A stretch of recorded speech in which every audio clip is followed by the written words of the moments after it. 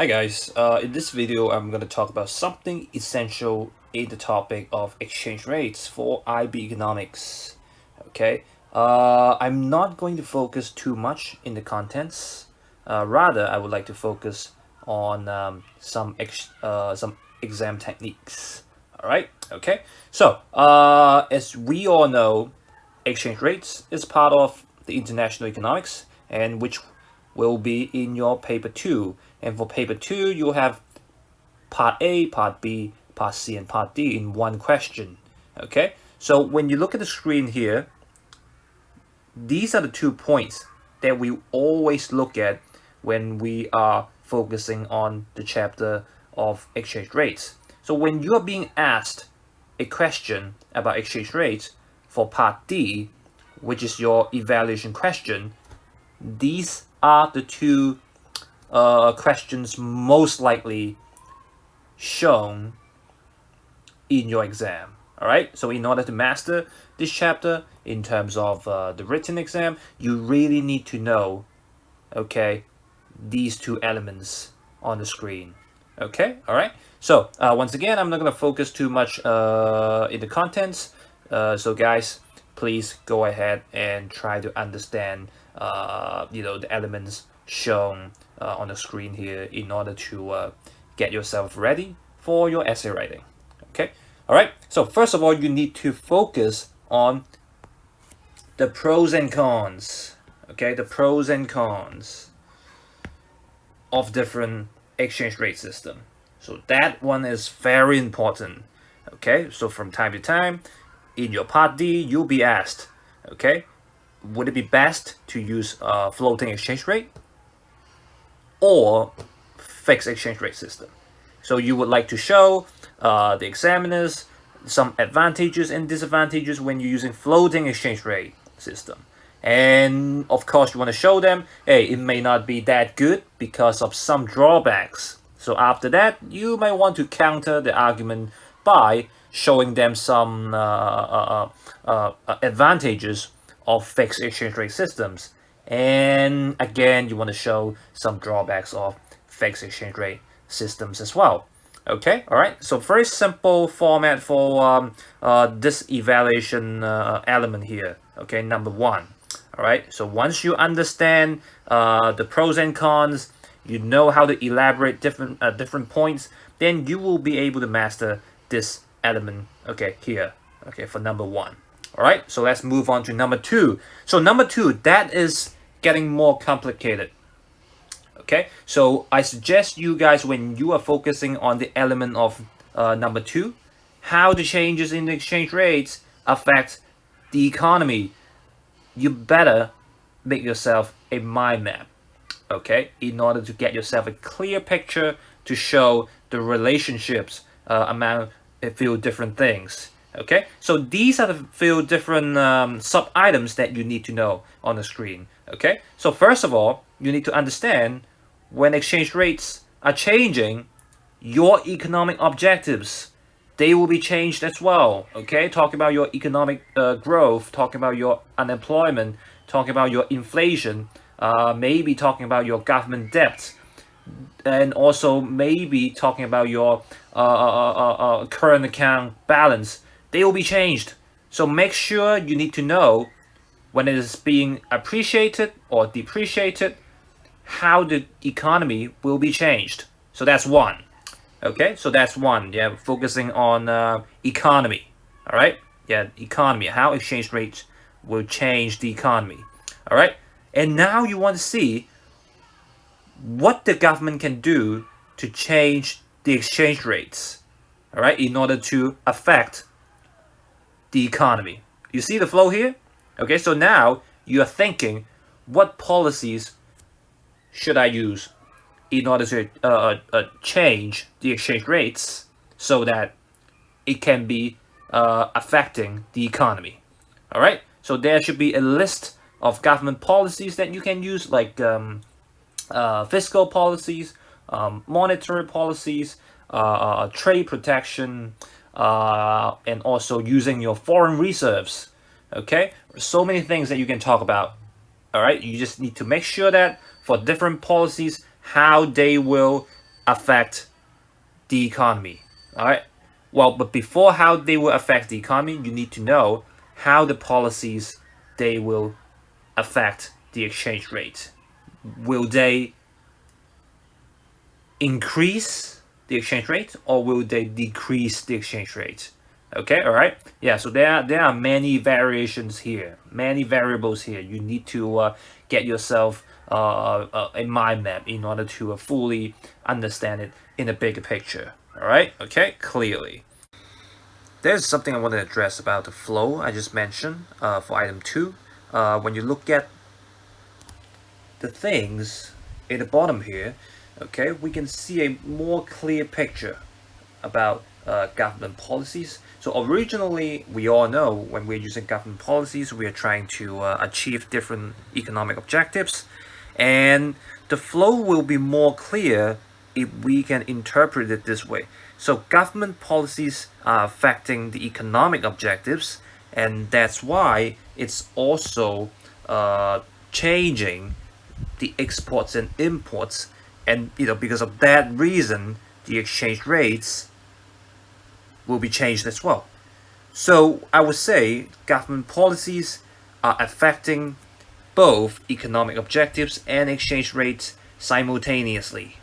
Okay, and for some governments, they would use intervention to change the exchange rates because they mainly want to focus, sometimes like a fixed exchange rate or peg rate. Okay, yeah, different terms, whatever you want to say it. Okay, and when that happens, you may see some trade-off, okay, in some particular situations. So I'm gonna quickly give you one example what that trade-off is all about. So let's say for some country, okay, the economy is pretty bad. Okay, so you know what to expect, like low economic growth, high unemployment, etc. Okay, and let's say they're having a peg rate with some other country, and in the market the exchange rate is quite low, so there's a low market exchange rate. Okay, so in order to keep up with the peg, they have to do something to increase the market value of that currency, right? Okay, if they're trying to achieve it, they may want to use some policies like increasing the interest rate. Okay, so when when they're trying to increase the interest rate, then you kind of know what policy that they use. They are going to use contractionary monetary policy, and you understand when they're using contractionary monetary policy is not going to be good for the economy. So when you have the assumption where the economy is already pretty bad and you are trying to keep your peg rate by using policies to increase the market value of the exchange rate, you may see something even worse or even more unpleasant in your economy because of that situation. Okay, so these are the two items that you must know in order to master question D. Okay, when they ask you about exchange rates. All right. Okay. Yeah. And now let's talk about question B and C. Okay, for B and C, usually they will ask you for some diagrams with some brief explanation. All right, so let's put it there. So question B and C. All right, so usually diagrams with explanation. Okay, some brief explanations. Okay, all right, yeah. For this chapter, you only need to know one diagram, and which is the exchange rate diagram. They are super simple. Okay, you just need to remember a few pointers. Okay, that's how you master the diagrams. All right, so here, let me just quickly show you the diagram. It's just a normal demand and supply diagram. Okay, all right. So the first thing that you need to understand for this diagram is the x-axis. All right, it depends on which country that you want to focus on. All right, it depends on which currency that you want to focus on. So let's give it a case. Okay, let's give it a scenario. So let's say right now, let's use US and Hong Kong. Well, let's see. So now the exchange rate for US dollar, $1. Okay, so USD of $1 is equal to Hong Kong dollar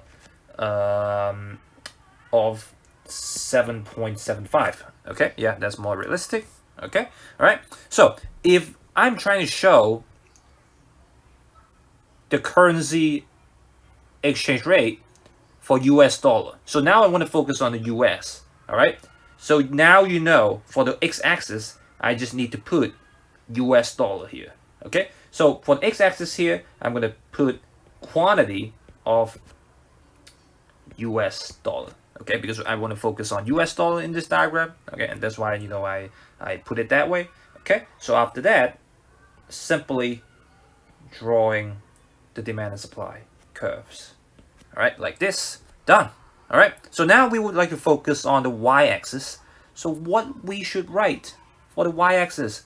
Very simple. Just like the normal demand and supply curve, okay, for your goods and services, usually for your y-axis, we always focus on the unit price, okay? And here, we also want to focus on the unit price, all right? Now, we are focusing on the US dollar, and that's why we want to see for $1 of US dollar, okay? Once again, for $1 of US dollar, how much of the Hong Kong dollar I can exchange for. Does it make sense? All right. So it's very simple. You just have to show it this way. So USD, okay.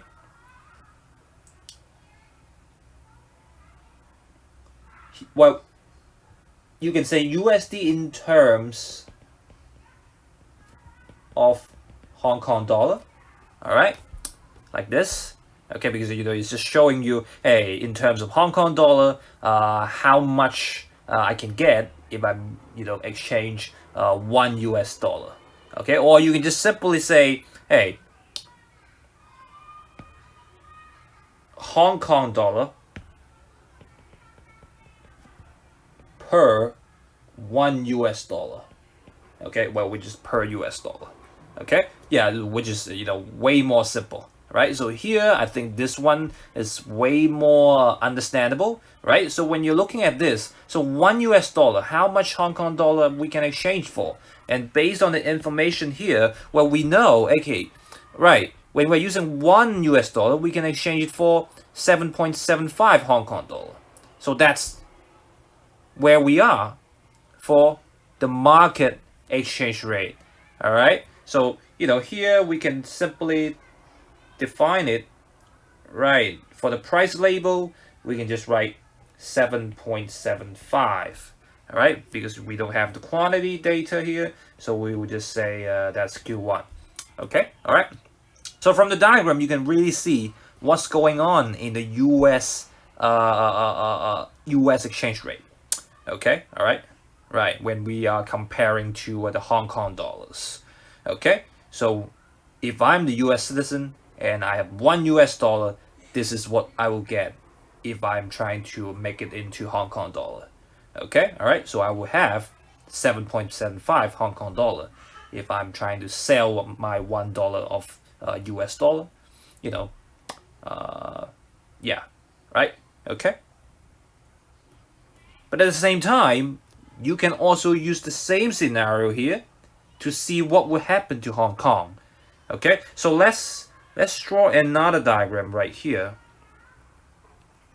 So, like I said, for your x-axis, it depends on which country or which place you are talking about. So now let's say for this diagram, we try to focus on Hong Kong. So for the x-axis, we would say, hey, quantity of Hong Kong dollar. Okay, so for the diagram on the right-hand side, we want to focus on Hong Kong. Okay, so US on the left, Hong Kong on the right.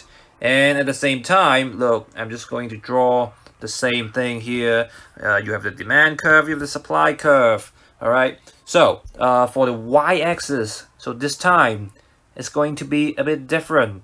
Okay. So now when you're focusing on Hong Kong, you want to see if I have $1 of Hong Kong dollar, okay, how much US dollar I can exchange for. All right. Okay. So here I just have to make the reverse. So US dollar per Hong Kong dollar. Okay. Yeah. But based on the information right here, I cannot really tell for $1 of Hong Kong dollar how much USD I can exchange for.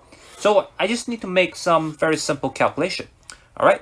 So if you are using 1 over 7.75, okay, you can actually find per 1 Hong Kong dollar how much USD I can exchange for.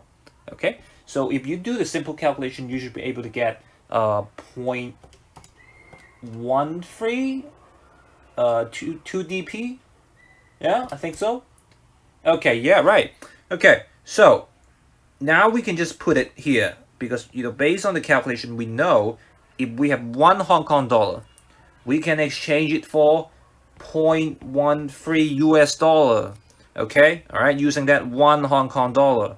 And once again, we don't really see the quantity for the currency, so we just put Q1 here, and that's how you do it.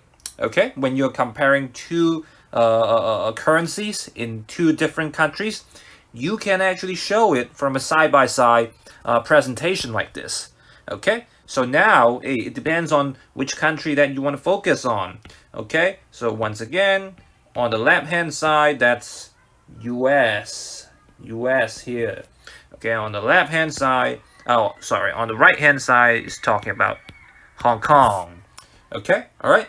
Well, before we go, let's make some simple adjustment based on different factors. All right. So let's give it a very simple, changing factor here. So let's say when you look at the U.S., all right, the Federal Reserves, they decided to increase the interest rate for some reason. Okay, for whatever reason that is. Okay. So if they decided to increase the interest rates, I think you all understand what will happen to the exchange rate value, okay, to the US dollar, right? Because, the foreign investors, they find the US, okay, when they are trying to invest in US, it'll be more attractive because right now the interest rate is getting higher. So when they invest money into the US, they will gain more, all right? So if you are talking about those foreign investors in Hong Kong, so now they are more tempted to convert their money into US dollars so that they can invest their money into US, maybe saving some US dollars in some US banks. All right. So if that's the case, for the Hong Kong investors, they will have to sell their Hong Kong dollars in order to exchange it for the USD. Okay, so when they sell their Hong Kong dollars, you will see there's a shift in your supply of Hong Kong dollars, right? Because now you're selling your Hong Kong dollars. Okay, so let's call it S1. So when that happens, you will see, you see here, the transacted currency is being increased, but most importantly, when you look at the currency exchange rate, it's depreciating. Okay, because more Hong Kong dollars are being sold. Okay, and that's why you will get it depreciated. So let's call that P1. Okay, from 0.13 to P1 because of that. But at the same time, what will happen to the US? Because now more people, they demand the US dollar because they find the investment in the US more attractive. Okay, so more people, they demand the US dollar. So for the US dollars, the demand of it will be increased because of that factor. Okay, So now we can just simply draw a shift in the demand curve to the right. All right, okay. So when it is the case, you will also see for the US dollar, it is it is appreciating. We don't have the data, so let's call that P2. And we don't have the data for the quantity, so let's call that Q2 as well. All right, so if that's the case, then you will see, because of what the Federal Reserves did, US dollar is actually appreciating from 7.75 to P2 in this case. So when there's a factor, okay, yeah, like an exchange rate factor is happening in one country, it is simultaneously affecting both, okay, currency countries as well. All right, so this is how exchange rates work. Okay, and there are so many other factors. You just have to go look for them and see how you can use them to play with the diagrams. I hope you guys understand using this video, and as always, if you have any questions, feel free to put some comments in the comment section below, and I'll see you guys next time.